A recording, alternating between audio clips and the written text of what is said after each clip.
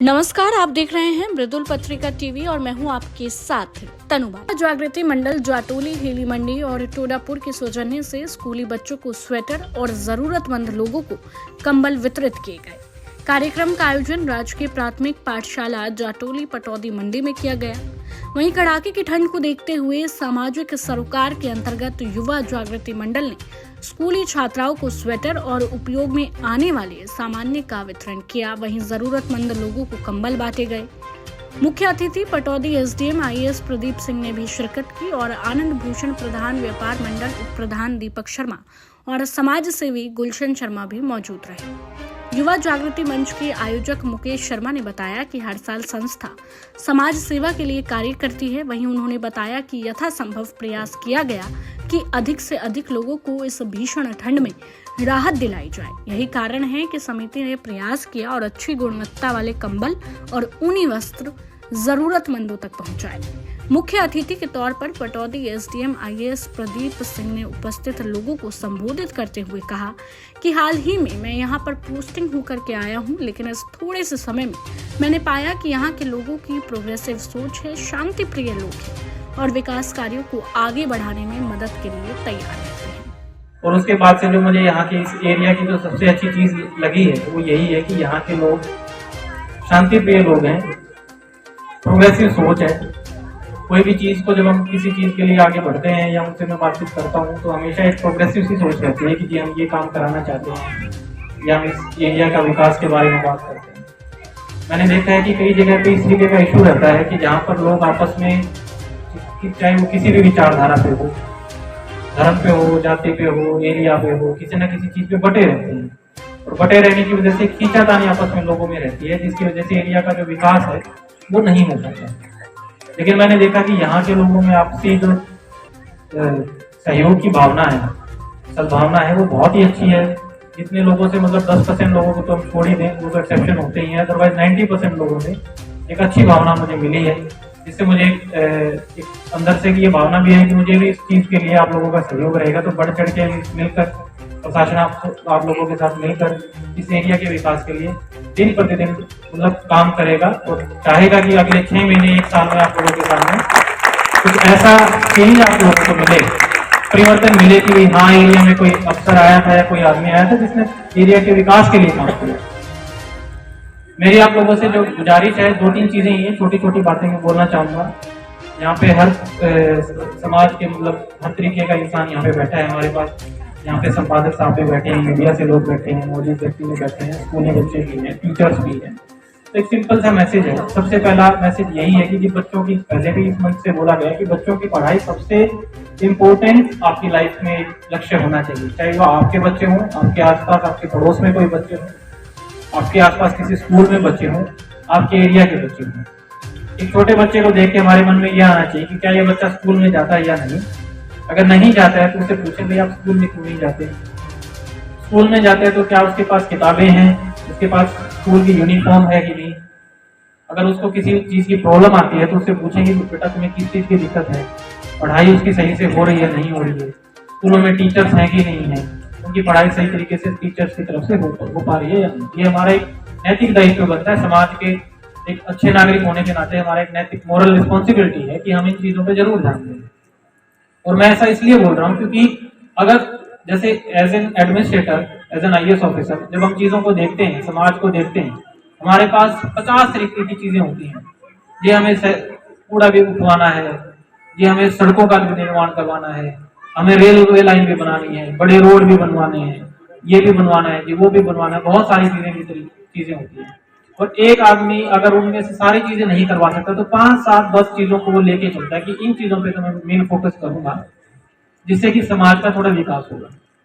और मुझे लगता है कि अगर उसमें पहले नंबर पे कोई चीज आती तो वो आईएएस प्रदीप सिंह ने लोगों से अपील की, सबसे पहले हमें 2 चीजों पर विशेष ध्यान देना चाहिए, जिसमें सबसे पहला शिक्षा का क्षेत्र आता है और समाज के प्रबुद्ध लोगों का ये दायित्व भी बनता है कि जो लोग गरीबी के कारण या अन्य मजबूरियों की वजह से अपने बच्चों को स्कूल नहीं भेज पा रहे हैं उनका सहयोग करें, क्योंकि ये बच्चे हमारे देश का भविष्य है और आगे चलकर यही बच्चे कोई डॉक्टर, इंजीनियर, आईएएस, आईपीएस बनकर देश की सेवा करेंगे। एजुकेशन, शिक्षा, क्योंकि ये बच्चे हमारा भविष्य है।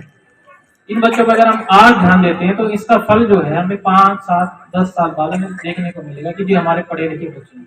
आप देखिए किसी भी कोई भी समाज, कोई भी राज्य, कोई भी देश इसीलिए बढ़ा है क्योंकि वहां के नागरिक पढ़े लिखे हैं, काबिल हैं, अपना काम स्वयं कर सकते हैं, दूसरों पे आश्रित नहीं है।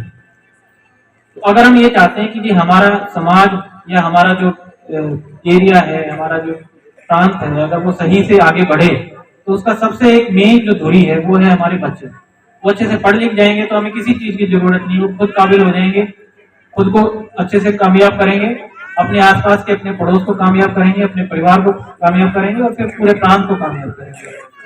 तो सबसे मेन चीज यही रहती है कि बच्चों की शिक्षा में किसी तरीके की कोई व्यवधान मतलब ना आए, और अगर इस तरीके की कोई चीज आती है तो हमारा एक नैतिक दायित्व बनता है कि हम उसमें बढ़ चढ़ के भाग लें।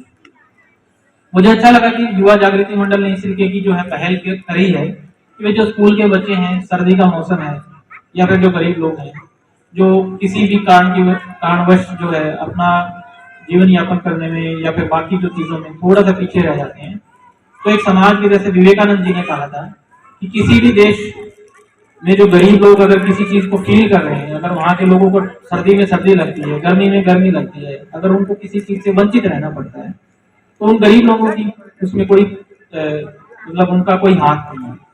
अगर उस चीज के लिए अगर हम दोषी ठहराया जाए तो वहां के जो मतलब संपन्न परिवार हैं, बेसिकली साधन संपन्न जो लोग हैं, ये उन लोगों को दोषी ठहराया जाना चाहिए कि उनके मोरल और नैतिक दायित्व बनता है कि वो उन लोगों को भी साथ में लेके चले जो कि उस लेवल पे नहीं जा पाए किसी भी कारण पर, और उनका ये नैतिक दायित्व बनता है कि उनको भी हम अपने साथ में लेके चले। बहुत ही अच्छी पहल है, युवा जागृति मंडल ने इस तरीके का काम करने की कोशिश करी।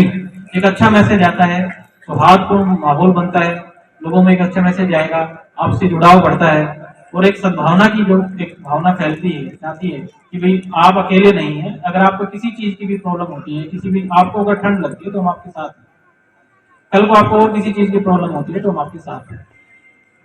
देखिए जी हमारे ही लोग हैं, कहीं से नहीं आए, हमारे देश के लोग हैं, हम उनसे जुड़ते हैं। ये छोटे छोटे बच्चे हैं, यही बच्चे कल को जाके इनमें से कोई IAS अफसर बनेगा, कोई IPS अफसर बनेगा, कोई जज बन जाएगा, कोई डॉक्टर बनेगा, इंजीनियर बनेगा और जाके पटौदी का जो है एरिया का नाम रोशन करेगा कि जी देखो जी पटौदी से इतना बड़ा अफसर बना है, इतना बड़ा कोई अधिकारी निकला है। भरोसा ही नहीं होता है कि ऐसा कुछ हो सकता है। जब मैं वहां से अफसर बना तो वहां के लोगों को मतलब एकदम से आश्चर्य हुआ कि यार हमारे गांव से भी कोई IAS बन सकता है। अब कम से कम भी 100 बच्चे ऐसे हैं जो मेरे गांव से IAS की तैयारी करते हैं। तो एक बच्चा भी अगर एक एरिया से निकलता है तो बहुत सारे लोगों के लिए एक प्रेरणादायक मतलब प्रेरणा मिलती है, प्रेरणादायक बनता है। तो हम सब लोगों का समाज का एक दायित्व बनता है कि जो बच्चे इस तरीके की चीज में जा रहे हैं, जो मेहनत कर रहे हैं, हम उसको सपोर्ट करें, भाई आप करो। जो किसी वजह से नहीं कर पा रहे हैं या उनको कोई और परेशानी आ रही है तो हम जाएं, एक हेल्पिंग हैंड उनकी तरफ बढ़ाएं, एक जो है सहारे का हाथ उनकी तरफ बढ़ाएं। भी अगर तुम्हें किसी भी चीज की दिक्कत होती है तो हम आपके साथ हैं।